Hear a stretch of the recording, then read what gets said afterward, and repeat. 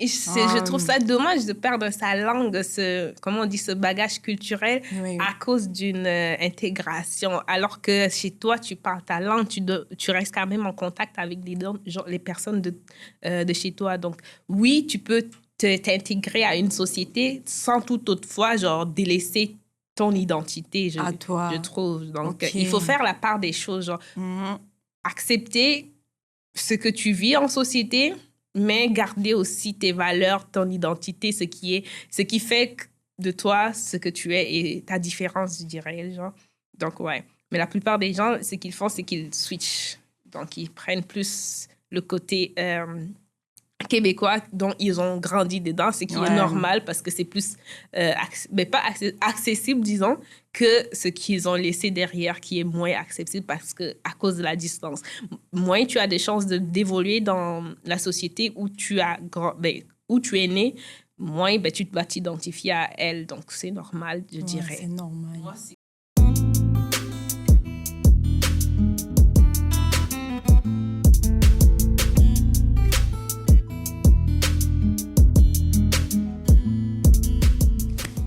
Bonjour à tous et à toutes et encore bienvenue dans notre émission de podcast Ton Nouveau Chez Toi.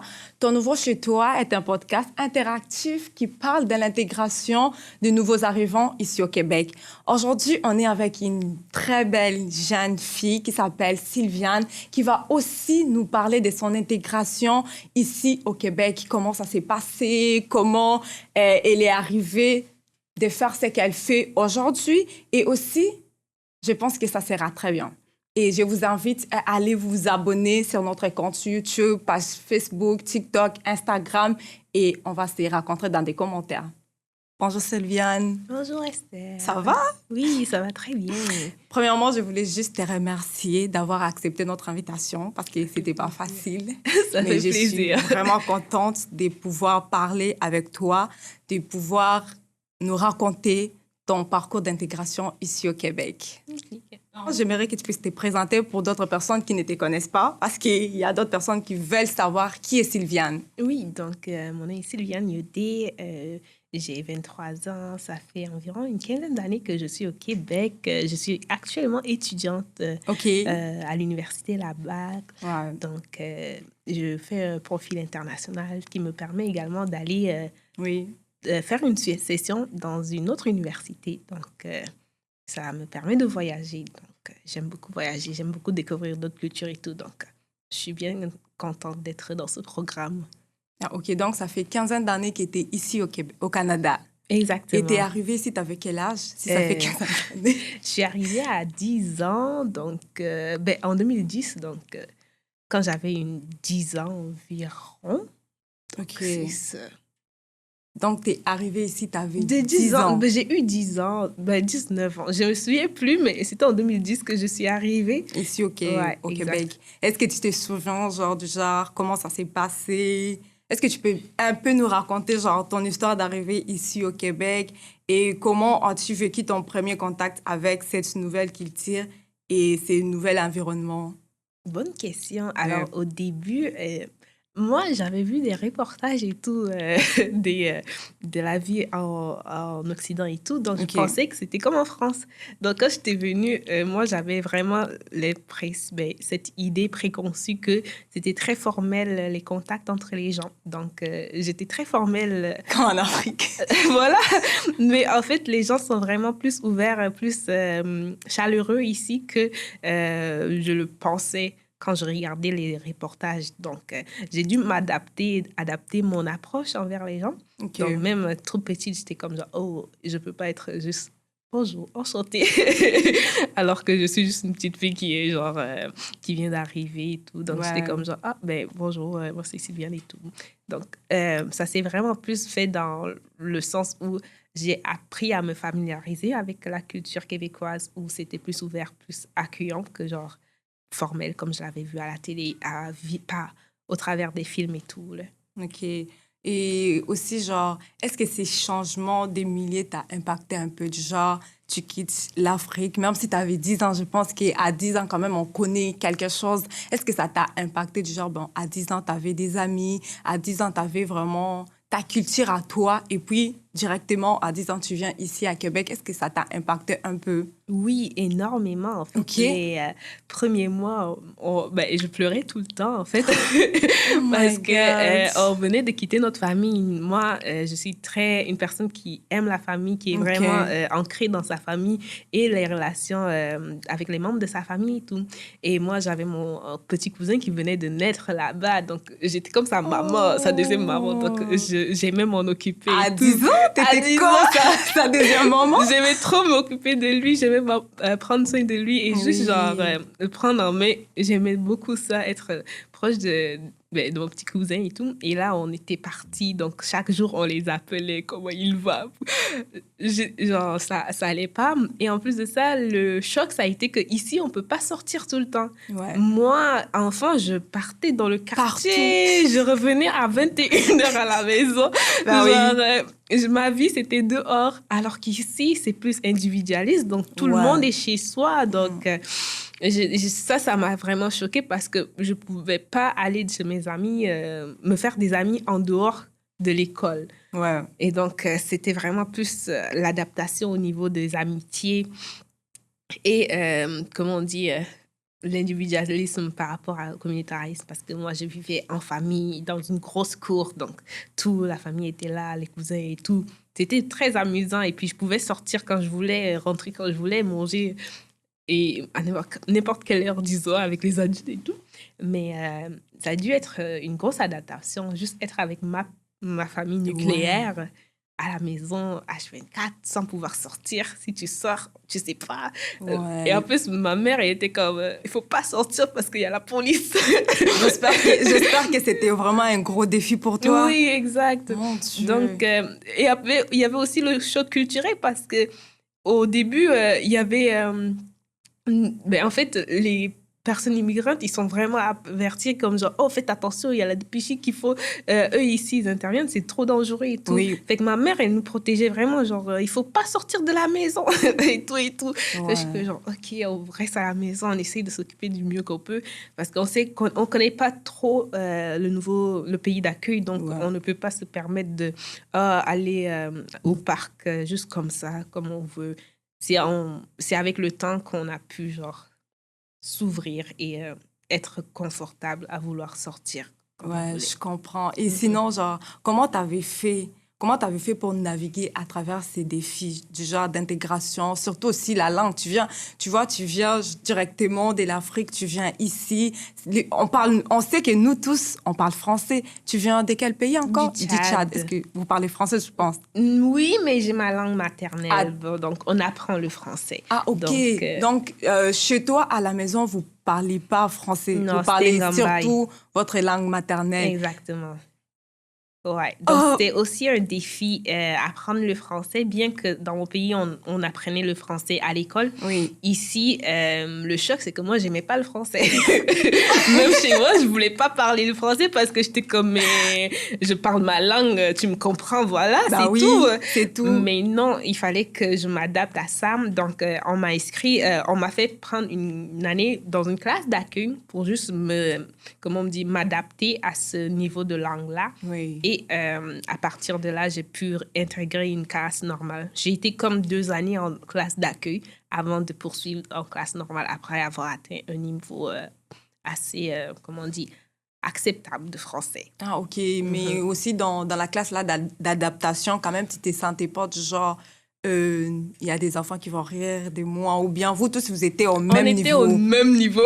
Ah, ben. Il y avait des gens d'Algérie, de Bolivie, de la Roumanie, il y avait de tout. Là, quand même, donc, c'était quand même bien parce que vous tous, vous étiez au même niveau. Exactement. Il n'y a pas un enfant qui va rire de l'autre, donc vous étiez comme correct.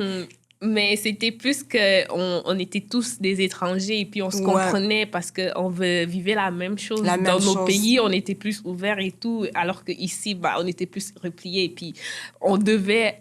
c'est comme les classes d'accueil, c'est selon l'âge aussi. Ils mettent avec le même groupe d'âge et au même niveau. Donc, ça te permet de te faire des amis qui correspondent à ton groupe d'âge avec les mêmes intérêts et tout. Donc, ça force à parler en français parce que les autres personnes, ils parlent en arabe, en russe ou en espagnol. Est-ce que c'était facile vraiment de se comprendre parce que toi, tu parles ta langue, un autre enfant qui parle sa langue. Donc, est-ce que c'était vraiment facile de se comprendre ou bien... Ben, il y a le langage des signes, tu sais. Si on se comprend pas, on va imiter et tout. Genre, c'est quand même international de se parler en langage des signes. Donc, parfois, on imitait, on mimait des choses et puis on se comprenait. Et oui, c'était difficile au début parce qu'il y en a certains qui parlent juste en anglais ou d'autres pas.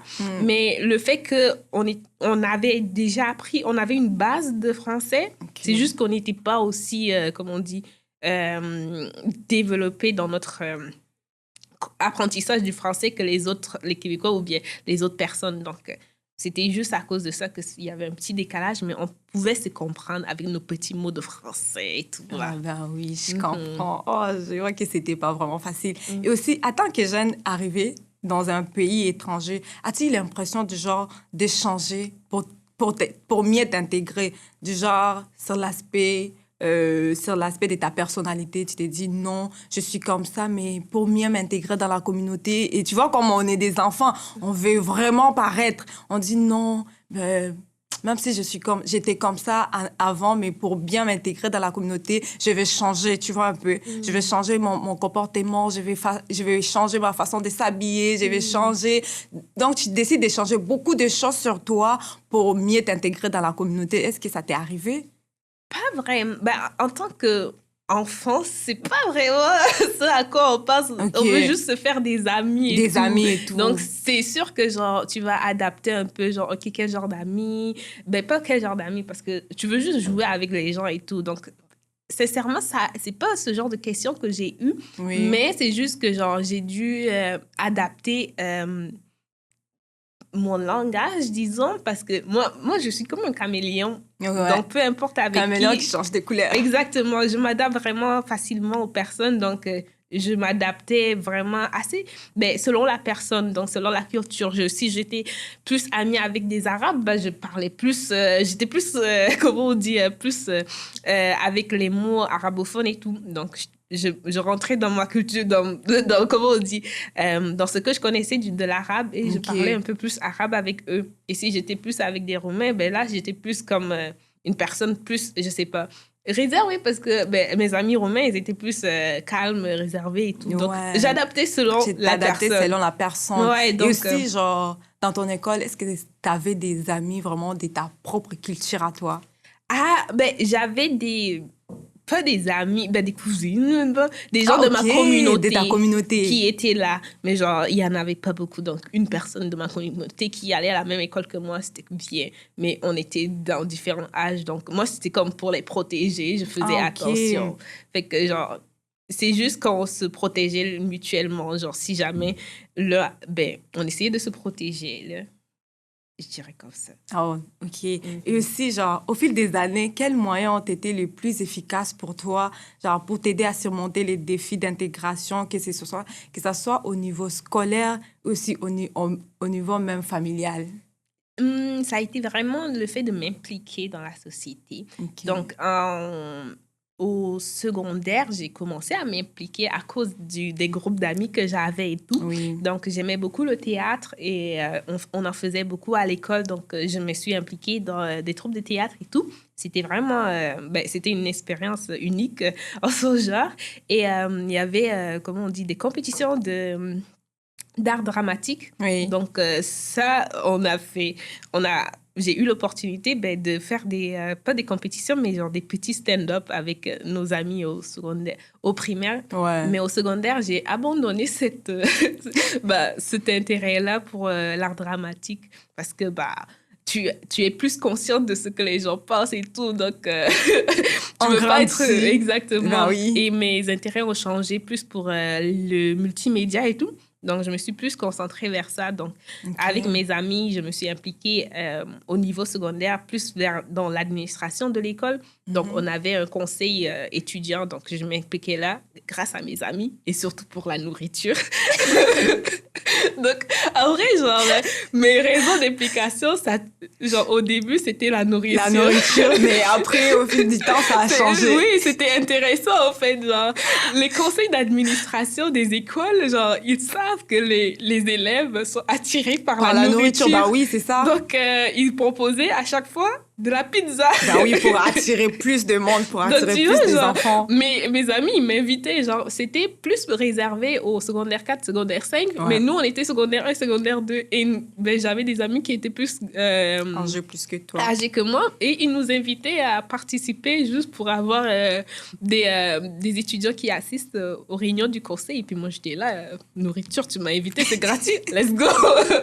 Est-ce que je vais profiter du pizza gratuit? Oui, exact. Ah, je comprends. Même si, ouais, c'est ça. Donc, même si je comprenais pas vraiment qu'est-ce qui prenait place lors des réunions, Ouais. la nourriture était là. Tu t'en foutais d'autre chose, tu te disais, ben moi, tant que j'ai ma nourriture, autre chose, je m'en fous. Exactement. Donc, c'est ça. Donc, ben, j'étais souvent invitée pour la nourriture. Donc, je m'amusais. Mais au fil du temps, j'ai compris un peu genre, les discussions. J'ai commencé à genre, participer aux discussions et tout, et à prendre des positions et à proposer des choses. Et puis, je suis comme genre, ouh, il y a plus que la pizza. Ben oui, c'est ça. Il y a plus de choses ici que vraiment la pizza et tout. Exactement. Ah, OK. Moi, je me souviens, je parlais un jour avec un ami à moi, genre, parce que je lui parlais quand même du projet. Est-ce que tu peux venir vraiment parler de ton parcours ici au Québec? Il m'a dit, ben, quand même, moi, ça fait longtemps que je suis venue ici au Canada. J'ai dit, ben, peut-être tu auras des choses à nous dire aussi, même si ça fait longtemps qu'il était venu ici. Lui m'a expliqué que lui, vraiment, il avait vraiment un dilemme vraiment, comment je vais dire, de la culture, du genre, quand il était à l'école, il se sentait comme genre québécois, tu vois, un peu, il est dans la culture québécoise, mais quand il arrive à la maison, il est dans la culture africaine, tu vois, donc, c'était vraiment difficile de s'identifier. Ben, je suis qui? Parce qu'à l'école, je suis ça, mais à la maison, c'est autre chose. Donc, il avait comme les dilemmes d'identité. Il savait pas, je vais me placer où? Que je sois québécois ou bien que je sois vraiment de ma culture? Est-ce que toi aussi, ça t'est arrivé? Ben, moi, fondamentalement, je suis tchadienne, donc peu importe.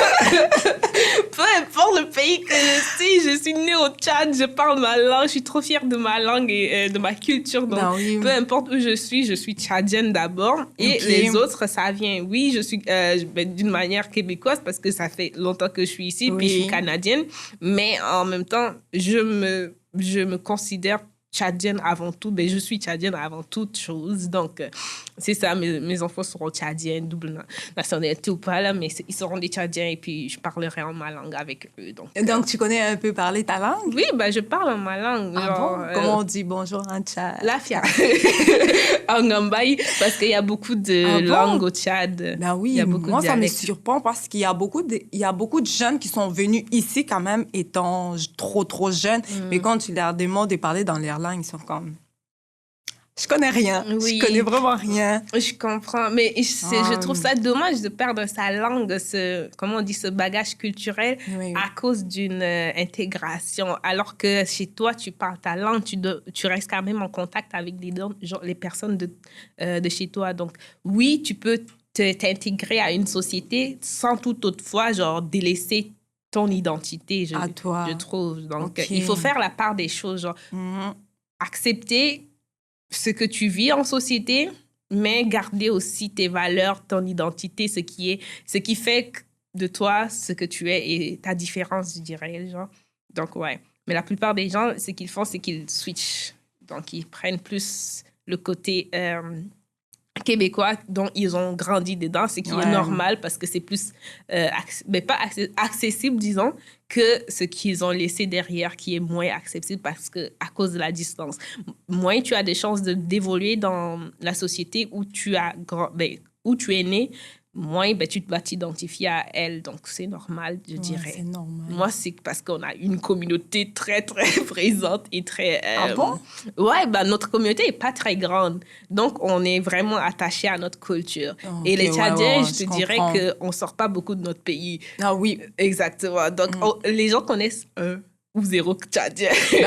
Moi, je peux dire que t'es la première que je connais. Voilà. Alors, je suis vraiment contente pour ça. Voilà. Ah, OK, je comprends. Donc, la plupart des gens, je suis souvent la première Tchadienne qui les rencontre. Donc, je suis comme, ouais. Ouais, je comprends. Et aussi, quand tu dis que quand t'es arrivé ici, t'avais ton petit cousin qui était comme toi, t'étais comme sa deuxième maman. Genre, je voulais savoir, du genre, quand t'étais à l'école, genre, tu es dans la communauté, tu es dans la masse avec tes amis, tu t'es ça, OK, ça va. Mais quand t'arrives à la maison, est-ce que tu ressentais un peu, genre, la solitude, genre, t'es seule? Ou bien, comme ta famille, tu t'es ça, ben non. Ça va. Ouais, c'est ça. Je suis cool. Ça passe. Ça va parce que j'avais ma famille qui est là et puis moi, en même temps que j'ai la télé. J'ai la télé, ça va. Ah, donc toi, quand t'as la télévision, ça va, tout va bien. Nourriture, voilà, la famille. Ça te manquait pas du genre, ben non, j'ai envie d'aller jouer avec des amis, j'ai envie d'aller me promener. Bien sûr que ça me manquait, mais en même temps, tu t'habitues, quoi. Tu es obligé de rester chez toi, donc tu dois t'ouvrir une activité à faire et tout. Donc toi, activité préférée? Télé. La télévision. Tu t'es dit, non, autre chose, je veux pas, c'est la télévision seulement. Exactement. Donc, j'ai regardé beaucoup la télé et c'était parfois plus des bandes dessinées que je regardais. Au début, on n'avait pas du tout d'amis qu'on connaissait. On s'était pas fait beaucoup d'amis. Donc, on pouvait pas sortir, aller jouer au parc. Ouais, mais ce qui est bien, c'est que genre les enfants, c'est ouvert. Donc, tu vas au parc, tu peux rejoindre des groupes. Donc, ma mère, elle nous sortait, comme genre, obligé, vous sortez, on va au parc, les enfants. Et on jouait au parc et tout. Puis, au fil du temps, on a intégré des groupes d'amis. Puis, après l'école, on allait tous au parc. Puis, on jouait. Puis, après, on rentrait chez nous. Puis, c'était fun. Je comprends vraiment. Et je voulais savoir du genre est-ce que ta perception du Québec a évolué, genre, au fur et à mesure? Et quel aspect de la culture québécoise t'ont marqué le plus?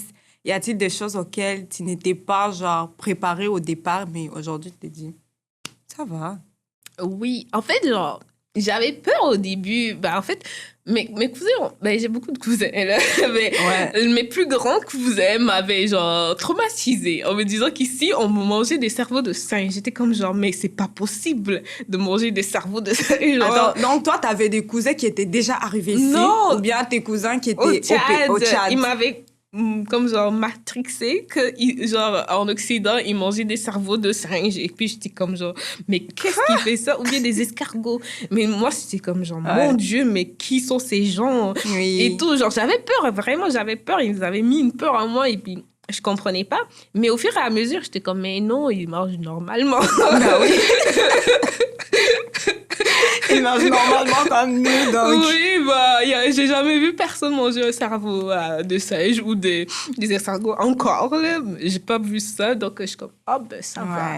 Mais ma perception, c'était vraiment plus par rapport aux aliments qu'on mangeait ici, parce que nous, au Tchad, c'est plutôt les chèvres, les moutons et tout. Et ici, c'est plus les bœufs et tout. Donc, je suis comme, écoute, c'est un peu ça, mais... Pour la culture québécoise, sincèrement, pas la culture canadienne, mais la culture québécoise, je n'y connaissais rien, à part les sirops d'érable et tout. Là. Oui. Mais ma perception, ça a vraiment changé du fait que genre, je pensais que ça allait être temporaire, notre installation ici, qu'on allait retourner après au Tchad. Et donc, moi, j'avais encore l'espoir de retourner dans mon pays, mais finalement, c'était permanent. On m'a un peu leurré. Je pensais qu'on allait juste faire 5 ans et puis voilà, vas-y, on retourne dans notre maison au Tchad et tout. Ah, ok, non. Donc toi, tu pensais qu'on est venu c'est un voyage, genre, un petit vacances. Et puis après, on rentre au pays. Exact. Okay. Dans ma tête, c'était ça, genre, ça allait pas être toute ma vie. Fait que moi, j'avais pas cette idée qu'on allait s'établir ici, donc j'étais comme, genre, j'étais pas très, très proche des gens avec qui je me liais parce que j'étais comme, je vais partir. Je vais aller rencontrer ma famille, mes amis que j'ai laissés au pays. Exact. Mais finalement, on est restés, fait que j'étais comme, genre, il a fallu que, genre, je me réinitialise sur le fait que c'est permanent, je suis citoyenne ici, fait que genre, je dois rester ici. Et pour le moment, ça va, comme quand même, ça fait 15 ans que tu es ici, tu es déjà à l'université, ça va? Ça va! Et est-ce que, du côté école, ça marche très bien? Oui, ça va super bien. En fait, au début, je manquais beaucoup de discipline, disons comme ça, parce que j'aimais aller partout. Une fois, j'ai compris les codes, je me suis comme échappée de la maison. De la maison, t'es partie, j'ai dit voilà, bye. voilà. Donc, j'étais partout et nulle part à la fois. Donc, je m'impliquais beaucoup, autant à l'église, à l'école que dans la société. Donc, j'étais partout, sauf à la maison. Sauf à la maison. Donc, je faisais pas beaucoup mes devoirs, mais j'avais des bonnes notes. Je passais, j'avais des 80, alors j'étais contente et tout. Mais au fur et à mesure, juste allier école, travail, implication, c'était un peu trop lourd sur mes épaules. Donc, j'ai dû apprendre... par la grâce de Dieu, Dieu m'a permis juste de me poser et de dire, OK, voici un plan d'attaque, de me faire un plan pour juste m'améliorer. Et est-ce que tu peux partager avec nous ces plans? Parce que c'est pas tout le monde vraiment qui arrive à gérer ça, qui arrive à gérer l'école, les travails et autres choses genre communautaires. Est-ce que tu peux partager avec nous? Ou bien tu vas dire, c'est un secret? Non, pas du tout. En fait, la première chose à savoir, c'est quoi ton objectif avec tes études? Parce que si tu n'as pas de vision, si tu n'as pas de chemin que tu veux poursuivre, sincèrement, tu perds ton temps. Donc, avec les études, il faut savoir ce que tu vises et pourquoi tu le fais. Oui. Donc, le jour que j'ai compris que voilà ce que je voulais, j'ai pu prendre en main mes études et dire non à certaines choses. Par exemple, si j'avais des rencontres d'équipe qui n'étaient pas essentielles au travail que je faisais, j'étais comme, OK, non, je ne vais pas pouvoir. Je vais plutôt me concentrer sur un travail d'équipe que je dois faire à l'école. Donc, c'est vraiment prioriser les choses aussi et être en mesure de dire non. Et ce qui m'a aidée, c'est faire comme un calendrier de mes évaluations. Parce que je suis une personne visuelle, donc j'avais besoin de l'écrire dans un calendrier. Chaque semaine, toutes les semaines, en fait, avant que, même que la rentrée commence, j'avais droit au plan de cours. Donc, j'écrivais toutes mes évaluations de tous les cours dans mon calendrier. Comme ça, à chaque semaine, je sais qu'est-ce qui s'en vient et je peux me préparer en conséquent. Et ce qui m'a aussi aidée, c'était le fait de prendre du temps juste pour s'asseoir et étudier. Genre, je faisais pas ça. J'arrivais pas à m'asseoir et ouvrir mon livre pour étudier. Moi, la télé, là, elle était toujours là. Ah bon?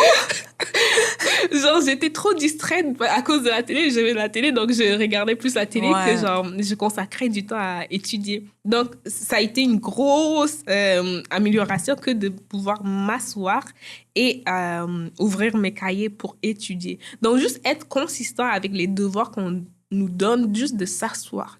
S'asseoir est vraiment, genre, la première étape à faire. Genre, si tu n'y arrives pas à juste t'asseoir et ouvrir ton livre pour juste 15 minutes, c'est déjà mal. C'est mal parti.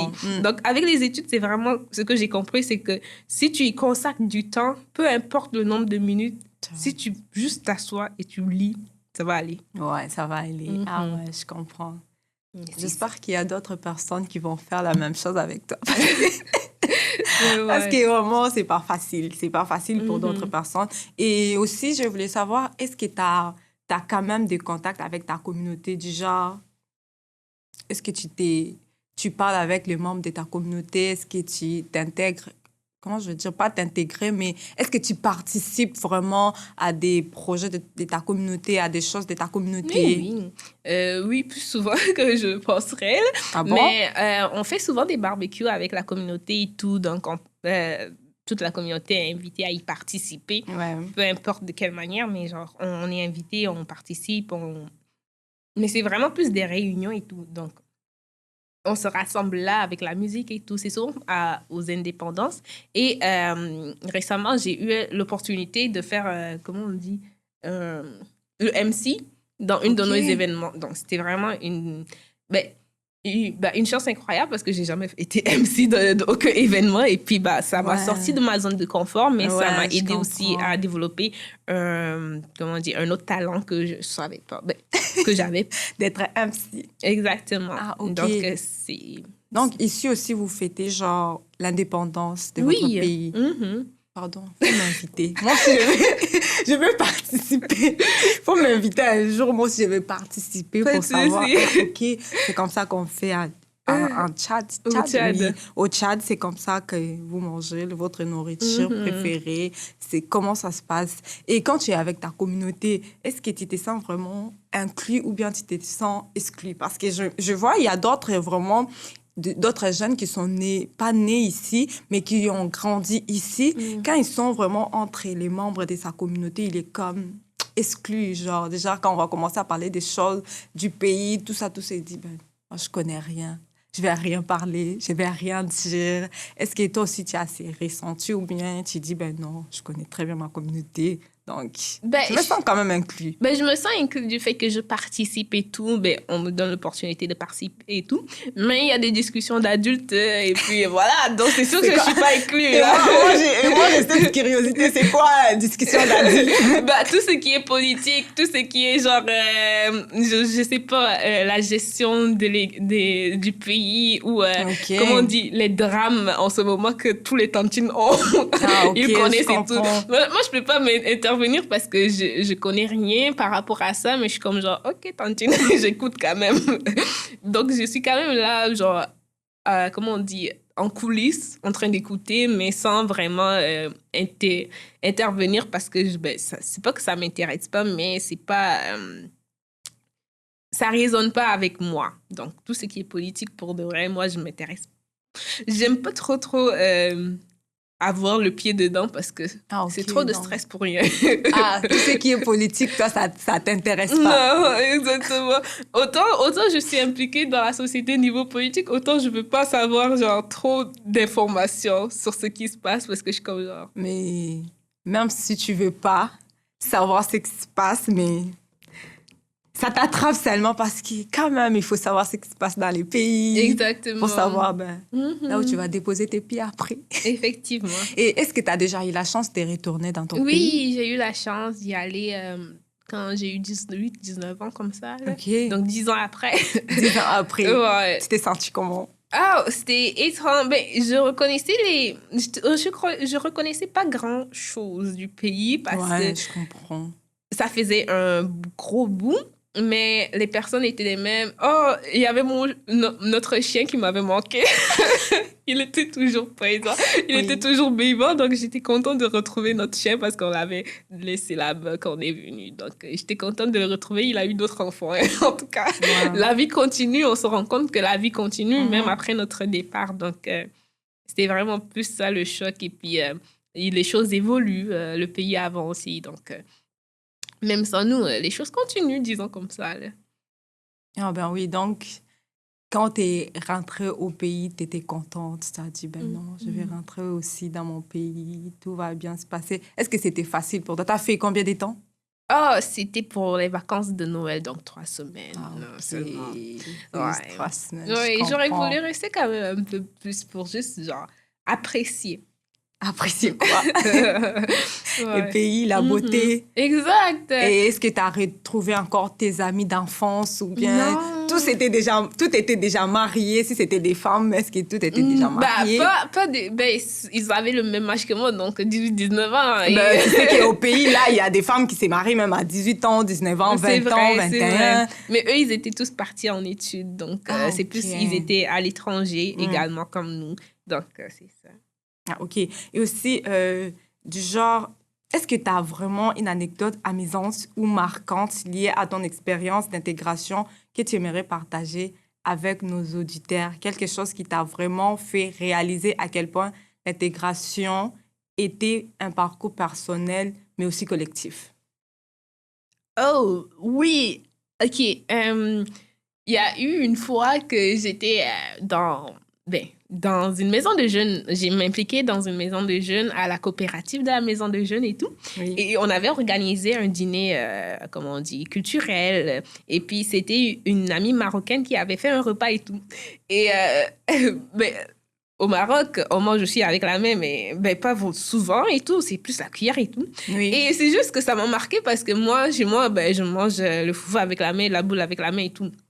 Donc, c'est juste un commentaire qui m'a juste fait « Oh, c'est vrai, c'est pas tout le monde qui est conscient de cette information. » Parce que un de nos coordonnateurs, il a juste dit que « Oh my God, c'est vrai, dans certains pays, en fait, il faisait savoir que dans certains pays, la main droite servait à manger, la main gauche servait juste à se laver ou, ben c'est ça, genre, à aller aux toilettes et se laver et tout. Fait que j'étais comme genre, oh my God, je suis aussi différente que ça parce que genre, dans notre culture, la main droite, c'est pour manger, la main gauche, c'est pour se laver et tout. Ben oui. Donc, on ne mange pas avec la main gauche. Genre. Ben oui. Fait que pour lui, c'était comme genre, coudonc. Ben oui, parce que moi, je me souviens même, quand tu dis qu'on ne mange pas avec la main gauche, je me souviens même, j'avais un petit frère à moi qui, lui, il est gaucher. Genre, il fait tout avec la main gauche. Même pour manger, parfois, il mangeait avec la main gauche. Et il y a des fois, quand on était à table, là, il commence à manger avec la main gauche. Il y a ma mère qui fait non, qui lui tape sur la main. Il lui dit non, on ne mange pas avec la main gauche. Il faut utiliser la main droite. Mais j'étais, coudonc, il faut lui laisser. Il est libre de manger avec la main qu'il veut. Même si on dit que la main gauche, c'est pour aller à la toilette, faire autre chose. On mange juste avec la main droite. Mais ouais, mais ça m'a surpris parce que j'étais comme, pour certaines personnes, c'est un choc que les gens mangent avec la main droite et pas la main, et que la main gauche sert à se laver et tout. Fait que j'étais comme genre, mon Dieu, mais écoute donc, je dois être aussi bizarre pour lui, là, parce que je fais ça chez moi. Ben oui, tu fais ça chez toi. Je mange, même à l'extérieur, je mange avec la main droite. Puis c'est ça, là. En tout cas, c'était juste un gros choc et j'étais comme, wow, dans quel monde je suis. Je comprends. Et aussi, genre, quel conseil donnerais-tu à d'autres jeunes afro-descendants ou africains qui commencent leurs études au Québec ou qui viennent d'arriver au Canada pour la raison, genre, professionnelle, la raison d'études? Je pense qu'ils ne devraient pas avoir peur d'aller vers l'autre, de s'approcher de l'autre et de s'impliquer. Comme de chercher des opportunités, juste de s'intégrer via l'implication. Parce qu'en s'impliquant, tu travailles avec les personnes et tu apprends à les connaître, apprends à connaître leurs valeurs et la raison pour laquelle ils font ce qu'ils font. Donc, tu es vraiment plus proche des gens et tu es vraiment plus à l'écoute de ce qui les motive, disons comme ça. Donc, vraiment, la plupart des étudiants internationaux ne vont jamais vers les autres, ne vont jamais vers les Québécois parce qu'ils se disent que ils sont juste entre eux, je n'ai pas la chance de voir qu'est-ce qu'ils font et tout. Mais si tu travailles avec quelqu'un, il va te donner l'opportunité de le connaître plus, de parler avec lui et tout. Donc, oui, on peut rester dans notre coin avec nos amis africains, nos amis de l'international, mais au bout du compte, si tu t'établis et que en fait, durant tes études, tout ce que tu as fait, c'est juste appeler au pays. Et tu ne t'es pas donné l'opportunité de t'ouvrir à la culture en essayant des activités hivernales ou en allant, je sais pas, dans les parties universitaires ou en faisant juste les activités de ton programme avec d'autres personnes québécoises surtout. Là.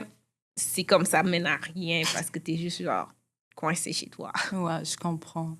Je comprends vraiment. Et aussi, j'ai quelque chose à demander parce que moi, vraiment, je ne sais pas si c'est moi qui pense ça vraiment trop mal. Parce que je me dis, une personne qui est venue ici à 10 ans, qui est venue avec ses parents, donc ça va vraiment pour lui.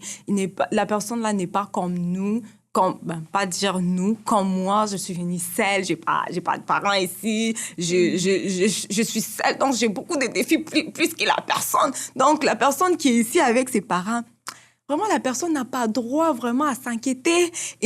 La personne n'a pas droit à se lamenter parce que tu as déjà tout. Tu as déjà tout avec toi. Tu t'inquiètes pourquoi?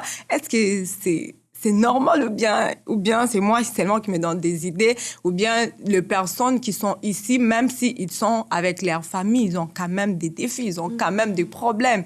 Est-ce que ça se passe comment? En fait, c'est plus difficile qu'on le croit, en fait. Ah bon? Quand on vient avec sa famille, il y a beaucoup de déchirures dans les familles à cause de l'immigration. Donc, il ne faut pas croire que c'est toujours tout rose, tout, comment on dit, tout paradis à cause de la famille. Ouais. Quand on est seul ici, on est obligé de s'ouvrir, on est obligé d'aller vers les autres. Alors que quand tu es en famille, tu peux rester chez toi. Oui. Tu n'as aucune, comment on dit... Personne ne s'attend à ce que tu t'ouvres à lui parce que toi, tu as déjà, comment on dit, tes racines, disons, avec ta famille et tout. Mais quand tu es seul, tu dois trouver des appuis, tu dois trouver une nouvelle famille alors que Quand tu es avec ta famille, bah non, je reste avec ma communauté, voilà. Mais non. Mais ouais, c'est pas tout qui est rose. L'immigration, sincèrement, avec les familles, c'est souvent ça qui est le défi le plus dur parce qu'il y a certaines personnes, il y a certaines familles, ils arrivent et puis à cause de le choc culturel et tout, parfois les familles se divisent. Donc, il faut considérer également que comment on dit, les rapatriements et tout, genre, c'est souvent des grosses histoires derrière également.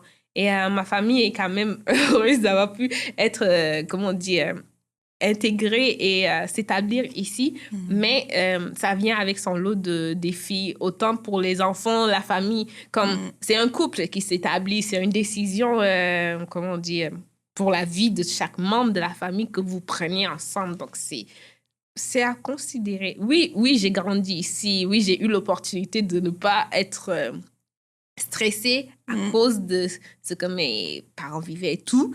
Mais de mon côté, c'est aussi m'adapter à cette culture, à ces nouveaux enfants, aux enfants d'ici et tout. Et quand même faire ma place parce que, genre, tu sais, tu as personne à qui te référer. Parfois, tu es la seule noire de ta classe. Donc, tu es comme... Qu'est-ce que je fais? Qu'est-ce que je dis? Qu'est-ce que je ne fais pas?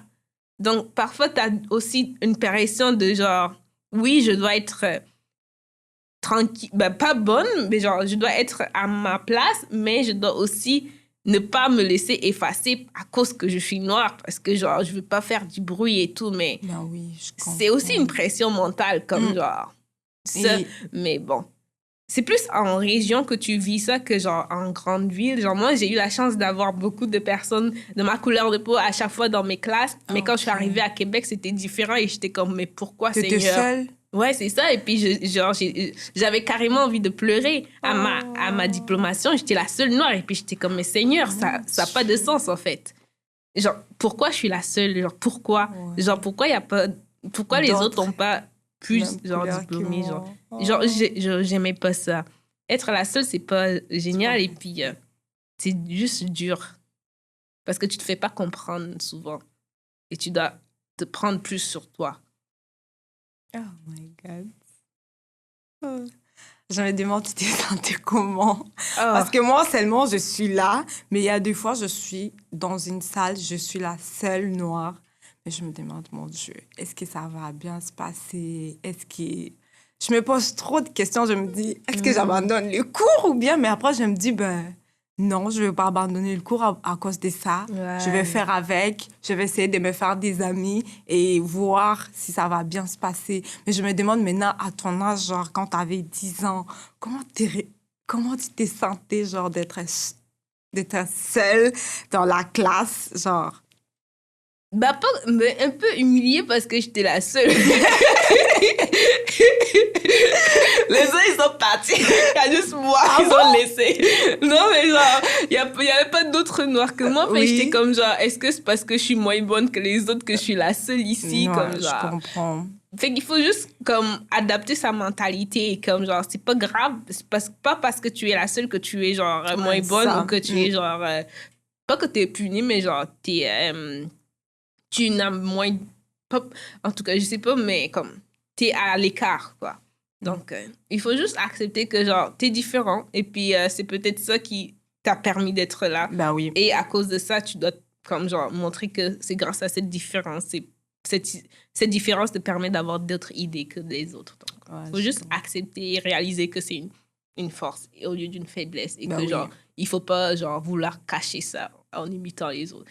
Comme, j'aime beaucoup imiter les gens et je pense que, genre, assumer qui je suis, c'est aussi, genre... Ouais, c'est ça. Ben, c'est bien de le faire. Il faut assumer qui t'es et ça va aller dans ta... OK, je comprends. Et aussi, en rétrospective, genre, si tu pouvais revenir en arrière et donner un conseil à la jeune fille de 10 ans qui est arrivée au Québec, quel serait-il, genre? Quels seraient les conseils que tu pouvais donner à la fille, là? Aie pas peur d'être toi-même. Parce que moi, je me cache sur beaucoup de choses. Genre, je me cache. Comme je te le disais, j'ai comme bâti mon identité par rapport aux autres. Genre, je m'adapte aux autres. Donc, je cache ma vraie moi pour pouvoir, genre, être comme malléable et tout. Mais, genre, être soi-même. Genre, Comme genre, aie pas peur d'être toi-même. Et puis, c'est pas grave si les gens se moquent et tout. Mais genre, aie pas peur d'être toi-même. Parce que je me suis protégée beaucoup quand j'étais jeune en imitant les autres et en faisant comme eux. Est-ce que tu trouvais ça comme avantage? Oui, parce que on m'acceptait comme j'étais. Ouais. Parce que j'étais comme les autres. Et puis, c'était facile pour moi d'imiter les autres parce que j'ai cette facilité-là. Comme tu parles en français de France, je vais t'imiter en français de France, ou adopter la même manière que tu me parles. Et toi, ça va te complaiser parce que tu as l'impression de parler à une personne qui te comprend. Ben oui. Mais c'est ça. Donc, tu pourras pas me faire quelque chose de mal parce que tu te sens en confiance. Et moi, c'est comme genre, voilà. Mais je suis pas réellement à 100% moi parce que je me suis adaptée pour que tu te sentes confortable. Ouais, je comprends. Et est-ce que aussi ça avait des inconvénients? Oui, parce que ça me donnait pas la liberté de me faire confiance quand je voulais m'affirmer. Genre, quand je voulais faire quelque chose parce que moi, j'aimais ça, je me donnais pas l'autorisation parce que j'étais comme, attention. Attention. Tu sors du moule. Ouais, je comprends. Non, il me fallait beaucoup. J'ai quand même osé suivre mes idées parce que je suis quand même fonceuse dans la vie. Donc, peu importe ce que tu penses de moi ou pas, si je veux faire quelque chose, je vais le faire. Ouais. Mais à certains moments, j'étais comme genre, je vais pas trop parler de ça parce que ça va faire du bruit et que je sais que si ça fait du bruit, ça peut impacter genre ce qu'on pense de moi et tout. Genre. Donc, je suis quand même genre assez attentif à l'effet de aux effets que mes actions peuvent avoir. Donc, c'est ça un peu le désavantage. Genre, je suis consciente. Voilà. T'es consciente. Et voilà. J'espère qu'aujourd'hui, t'as changé. C'est pas la même chose. Ah non, ça va. Là, je m'accepte de plus. Tu t'acceptes plus comme t'assumes tes responsabilités, t'assumes tes actes. Exactement. Tout. Alors là, je suis vraiment contente pour toi. Ah, je vois. Je vois que c'était pas vraiment facile. Et ça me donne aussi une idée de ne pas avoir de préjugés, tu vois, un peu. Oui. Parce que moi, à tout moment, quand je causais avec une personne qui est grandie ici, j'ai dit, toi, tu vas dire quoi? Tu payes même pas les loyers. Moi, c'est ça, je commence. Tu payes même pas les loyers. Ah oui, c'est là où je commence. Je dis, toi, tu vas me dire même quoi? Premièrement, tu payes pas les loyers. Tu vas me dire, tu payes tes études, mais tu payes pas vraiment la totalité. Ouais. Tu payes presque la moitié. Tu payes pas la nourriture. Tu vois, tu arrives chez toi, ta maman a déjà fait une bouffe pour toi. Tu arrives, tu dors gratuitement. Non, j'ai dit, calme-toi, messieurs. Ouais. Mais nous, là, à un moment, je t'ai dit, mais mon ami, comment tu me regardes là? Je paye tout seul. Je paye genre mon loyer, je paye mes études. Je dois aussi, parfois, je me dis, je dois aussi envoyer l'argent au pays pour mes petits frères. Et aussi, j'ai beaucoup de choses. Je me dis, calme-toi, t'es pas comme moi. Donc, quand tu te stresses, tu dis, non, je suis stressée. Non, je suis comme ça. Je dis, non, il faut arrêter parfois. Il faut arrêter. Mais vraiment, quand tu me parles là, je trouve qu'il est vraiment... Il y a des défis. Chacun a ses défis et tout. Et tu vois, genre, moi, c'était le contraire. Moi, je voyais que les étudiants internationaux, ils ont l'argent. Non, on était toute leur vie, ils ont jamais travaillé. Personne les a envoyés. Genre, toujours, c'est leurs parents qui pourvoient pour eux. C'est leurs parents qui les envoient à l'étranger et ils pourvoient pour eux. Genre, ils ont même pas besoin de travailler parce que c'est maman et papa qui payent les études. Non. Alors que nous, genre, on a appris, genre... la culture québécoise, c'est fait en sorte que, genre, à 14 ans, tu peux travailler. Donc, depuis 14 ans, tu travailles. Peu importe que tu sois, genre...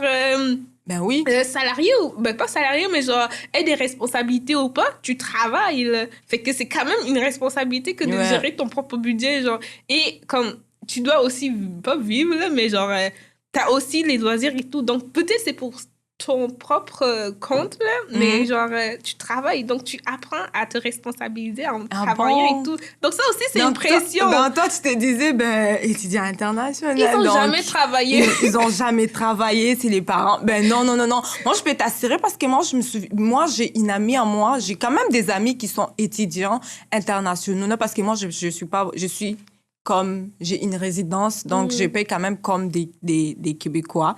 Mais moi, j'ai quand même des amis qui sont étudiants internationaux. Genre, tu vois, quand les parents t'emmènent ici, OK, première année, ils sont cool avec toi, ils vont payer, mais après, ils vont te dire, ben, ma fille, t'es déjà arrivée. Il faut regarder comment tu vas commencer à payer. Ben, c'est juste que tu vas pas vraiment prendre la totalité de tes frais, mais quand même, tu vas essayer quand même d'aider aussi tes parents à payer tes scolarités parce que tu te vois que je suis pas les seuls. J'ai quand même des petits frères, j'ai des grands frères, tout ça dans la famille te dit non. Les parents te disent non, tu dois essayer aussi de voir comment tu vas commencer à nous aider. Mais ça dépend aussi des parents. Moi, j'ai un ami à moi, lui, son père l'avait dit, je vais t'aider seulement 1 an. Après 1 an, tu vas te débrouiller. Mais imagine, tu es étudiant international et puis on te dit, tu vas payer tes études seul. Imagine, un étudiant international paye combien? C'est beaucoup.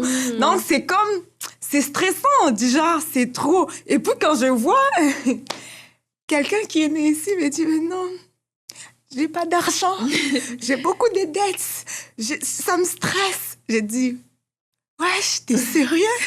T'es vraiment sérieux?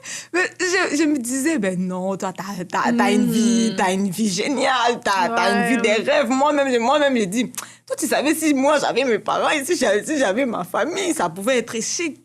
Mais quand tu me parles là, je trouve que chaque personne a des défis. Même si que tu sois venu ici étant jeune, que tu sois venu ici étant étudiant international. Chaque personne vraiment a ses défis. Exactement. Ben oui. Là, ça va m'aider à ne pas avoir des préjugés envers les autres. Et aussi, pour terminer, quel message souhaiterais-tu adresser aux jeunes Africains et Afrodescendants qui arrivent au Québec aujourd'hui, mais qui pourraient être hésitants ou craintifs face à leur processus d'intégration? Je dirais qu'ils aient confiance en eux parce que les gens qui n'ont pas confiance en eux, c'est dur de les approcher. Donc, ils aient confiance en eux, ils montrent une confiance parce que les gens sont plus attirés par des gens qui savent qu'est-ce qu'ils font, ils savent qui ils sont que des gens qui sont comme tremblants et tout. Fait que genre, de ne pas avoir peur de prendre sa place et de ne pas avoir peur d'aller vers les autres. Il ne faut pas attendre que les autres viennent vers toi parce que, ça va être dur, tu vas attendre jusqu'à... jusqu'à... Vraiment, donc il ne faut pas avoir peur de ça, il faut avoir confiance en soi, peu importe les situations, il faut avoir confiance en toi. Tu as été choisi, tu n'as pas été choisi, mais tu es ici pour une raison et tu as été mis dans cette situation pour une raison. Donc, saisis l'opportunité et fais ta place, voilà. Merci beaucoup pour ton partage. Je suis vraiment contente. J'ai appris des choses que je ne savais pas vraiment. J'ai appris des choses et je suis sûre que les autres personnes qui vont nous écouter, vraiment, ils vont apprendre d'autres choses et savoir que même si tu es né ici, même si tu as grandi ici, même si tu es venu comme étudiant international, chaque personne a des défis. Mais c'est juste, il faut savoir ce que tu veux, il faut savoir ce que tu veux faire. Merci beaucoup pour ton partage et merci aussi d'avoir accepté notre invitation. Ça fait plaisir. Merci à toi, Esther. Merci pour ce beau podcast. C'est vraiment une bonne opportunité de mettre en lumière les histoires des Afro-Québécois et Afro-descendants. Là. Fait que good job pour ça. Merci Félicitations. Merci. C'est parce que je me suis dit, ça peut quand même aider d'autres personnes parce que moi quand même mon intégration, comme je l'ai dit souvent, mon intégration c'était pas facile, c'était pas vraiment facile parce que j'étais, comme tu dis, il faut vraiment avoir une esprit d'ouverture, genre de parler avec les gens, de ne pas s'enfermer dans son coin. Donc moi j'étais genre dans mon coin, je voulais pas sortir, mais après je me suis dit non, quand même je vais mourir ici avec la solitude. Je vais sortir.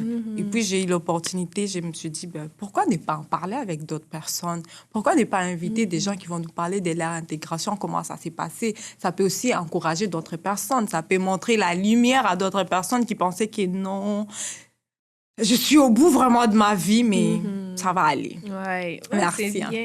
Je suis contente que ça existe, en tout cas. Good job. Merci beaucoup. Le balado Ton Nouveau Chez Toi est soutenu par le Forum Jeunesse Afro-Québécois dans le cadre du projet Initiation à l'engagement citoyen et au leadership. Ce projet est financé en partie par le gouvernement du Canada dans le cadre du Service Jeunesse Canada.